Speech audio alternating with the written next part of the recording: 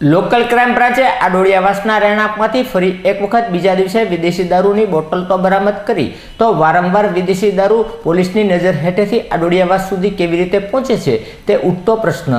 Bhavnagar police વડાએ 4 દિવસ પહેલા તેમની માર્ગદર્શન હેઠળ આડોડિયાવાસ વિસ્તારમાં સ્પેશિયલ ડ્રાઈવ રાખી હતી, જેમાં માત્ર 96 બોટલો ઝડપાઈ હતી। આ 4 દિવસ દરમિયાન પોલીસ દ્વારા રેડ તો કરવામાં આવે છે અને વિદેશી દારૂ પણ ઝડપાય છે। ત્યારે ફરી એક વખત લોકલ ક્રાઇમ બ્રાન્ચે પ્રદીપ ઉર્ફે પપ્પુ અરશદભાઈ રાઠોડના રહેણાંકમાં બીજા દિવસે પણ રેડ કરી આ રેડમાં એલસીબીની ટીમે ₹1700નો વિદેશી દારૂની બોટલો બરામદ કરી। તો વારંવાર રેડ તો કરવામાં આવે છે, પણ આ વિદેશી દારૂ પોલીસની નજર હેઠળથી આડોડિયાવાસ સુધી કેવી રીતે પહોંચે છે તે ઉઠતો પ્રશ્ન।